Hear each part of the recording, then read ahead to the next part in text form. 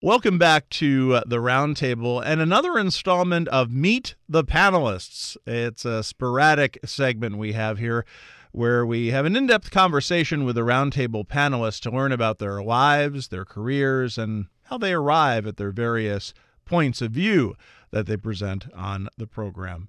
In this segment, Dean of the College of Emergency Preparedness, Homeland Security, and Cybersecurity at the University at Albany, Bob Griffin, joins us. Good morning, Bob. How are you? Good morning, Joe. And sporadic seems, or chaotic maybe be a better word. Chaotic. Yeah. Part of the idea of doing this is because we give that line of a Dean of College of Emergency Preparedness. What was the original career goal for you? Actually, my original career goal was to be a big city manager. So be a city manager in a place like Minneapolis or one of the larger cities. Where'd you grow up? So I grew up right outside of Boston, in a suburb called Reading. So I'm born and bred a Boston guy. My grandmother, my maternal grandmother was off the boat from Calabria, and my paternal grandmother was second generation Irish. So traditional Boston background. Then the career goal to go and be a city manager, that's an interesting thing to think. To me, that's very specific. I went to school at UMass, got a wonderful education with no real idea what I wanted to do in political science. Was my bachelor's degree, and some of the faculty saw something in me that I probably didn't see in myself and suggested I go to graduate school for a master's in public administration degree. And I really liked the hands-on element of working with people and working with communities and making a difference. And that's where that sort of came from. My first job, I was a town manager. So I started as a 24-year-old kid helping to manage a town, which looking back on it now seems really crazy, but it was a great opportunity. You learn a lot. Learn an awful lot. And through my career, even to this day, is that every job I've had has helped build towards where I am and who I am. When I read the words emergency preparedness or homeland security or cybersecurity, it's very spy-like. Yeah. I mean, my background, I'm sort of a type A personality, so the idea of actually... Sort of. Yes. All right, I'm a very type A personality. There's snorts all over the region right now. And the crossover into emergency management and homeland security and really came when I moved to Virginia, and I became a deputy county administrator. It's a county system a strong county system in Virginia, in charge of public safety. I was also a volunteer firefighter. And for a number of strange reasons, I was asked to go over and take over the county fire department. So it was a really large system. We're talking, 1,000 plus volunteers, 28 stations, 400 career. So I didn't grow up through the ranks of the fire service, which I think drove some folks a little bit crazy. Mm-hmm. And then, it's your career sometimes is shaped by things that are completely out of your control. And one of those things was 9/11. So I managed the response for the county and to the Pentagon on 9/11, and that fundamentally changed our world. That was probably one of the most defining. It was the most defining event in my history, and that changed my total trajectory.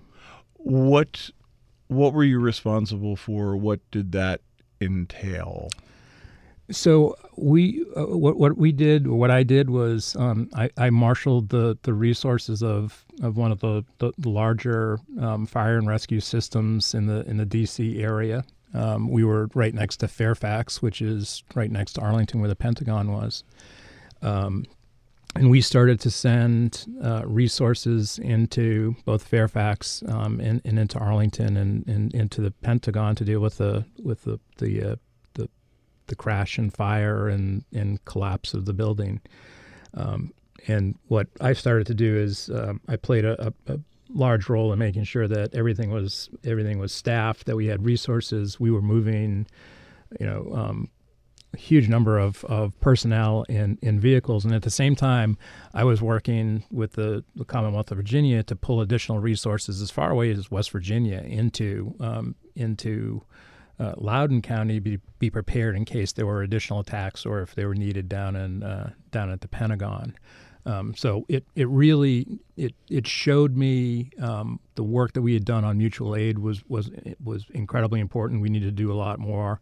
The idea that we needed to create standards of training, standards of equipment, a lot of the lessons learned on things like communication and making sure the communication systems are compatible and interoperable are things that I took with me into my next job in Arlington County, where I stood up their new emergency management function, and at DHS, Department of Homeland Security, where I went in and worked in their Science and Technology Directorate, dealing with a lot of these issues.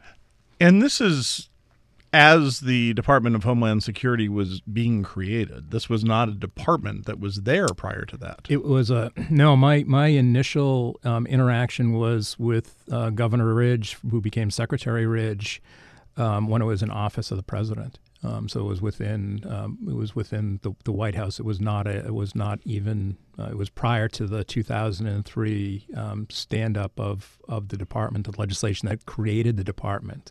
So I was part of, because of the locale and the experience, I was fortunate enough to be part of a lot of the work groups that helped stand up DHS. So you can tell us now. Did they know what they were doing? No. Okay. No. And they made some real mistakes. I mean, they cobbled together, 22 disparate agencies with different cultures, and they expected it to be fluid and DoD efficient overnight. And because of politics, they purposely weakened the secretary and the secretary's control over this enormous bureaucracy. And people just don't want to realize that the Department of Defense, it took 200 years in order for it to sort of form into what we know it as today.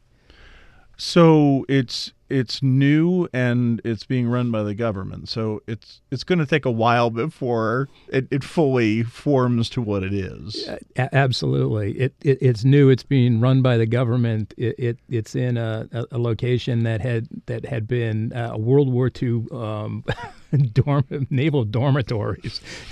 It was a treat. But as a country, Joe, we got really lucky. We had some really good secretaries. So I talked about Secretary Ridge, Secretary Chertoff. I was able to work with Secretary Napolitano, Johnson, and Kelly. We were blessed with some really good secretaries. And you then get a crash course in federal government and in dealing with the politics and the red tape of a government agency. At the highest levels. It was really interesting because I went in as a senior executive, and initially I was brought in to stand up the first responder group, which was helping the responder community in things like interoperable communications and protective equipment. And then I became the deputy undersecretary, so working directly with the undersecretary and the secretary. So I got introduced to the White House and Congress and politics. So I came with this kind of mishmash of experiences from local to the response community to the federal government. At the same time, I had completed my PhD, so I had a taste of academia. So it was a really interesting mix. I can say that it's intriguing. A lot of the folks in D.C. are incredibly hardworking, and it's also really intimidating when the vice president, who is now the president, is yelling at you because he wants you to do something that you can't legally do. So lots of fun experiences. Bob Griffin is our guest. Meet the Panelist is the segment. And Bob is Dean of the College of Emergency Preparedness, Homeland Security, and Cybersecurity at the University at Albany. Bob, will end for today, and when we come back, we'll talk a little bit about how you ended up at the university. You're listening to the Roundtable on